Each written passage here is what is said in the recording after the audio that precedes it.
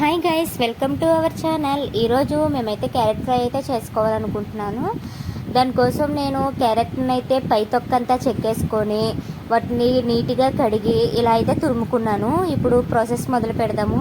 నేను ఫస్ట్ పొయ్యి మీద ప్యాన్ పెట్టుకున్నాను. ఆయిల్ అయితే యాడ్ చేసుకుంటున్నాను. ఆయిల్ అనేది మంచిగా హీట్ అవ్వాలి. మీరు ఎప్పుడు క్యారెట్ తిన్నోళ్ళు ఈ విధంగా పచ్చిమిరకాయలు ఎక్కువ వేసుకొని మంచి స్పైసీగా చేసుకుంటే తీగా ఉన్న క్యారెట్ ఫ్రై కూడా మంచిగా తినొచ్చు. చూసారు కదా, నేను పచ్చిమిరపకాయలు, ఎల్లుల్లిపాయలు, ఎండుమిర్చి అలానే కరివేపాకు కూడా మంచిగా వేయించుకున్నాను. ఈ విధంగా ఫ్రై అయిన వాటిలో మనం ముందుగా తురుము పెట్టుకున్న క్యారెట్ని అయితే అందులో వేసుకొని అది కూడా బాగా మగ్గేంత వరకు మగ్గించుకోవాలి.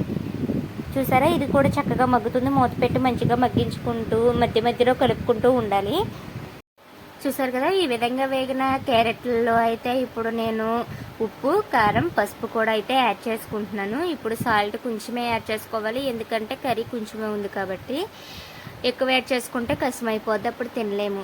అలానే పసుపు కూడా యాడ్ చేసుకుంటున్నాను. అలానే మనకి ఆల్రెడీ పచ్చిమిరపకాయలు నేను ఎక్కువ వేసుకున్నాను కాబట్టి కారం అయితే కొంచెం తక్కువగానే వేసుకుంటున్నాను. ఇప్పుడు కారం అయితే వేసుకుంటున్నాను. ఇప్పుడు వీటన్నిటిని మంచిగా అయితే మిక్స్ చేసుకోవాలి, క్యారెట్లకి వాటికి పట్టేంత వరకు. ఈ విధంగా మంచిగా కలుపుకొని ఒక 5 to 10 minutes అయితే లో ఫ్లేమ్లో బాగా ఫ్రై చేసుకోవాలి. చూసారు కదా, ఈ విధంగా ఫ్రై చేసుకుంటే క్యారెట్ ఫ్రై అయితే రెడీ అవుతుంది. ఇది చాలా స్పైసీగా ఉంది. వీడియో నచ్చితే లైక్ చేసి సబ్స్క్రైబ్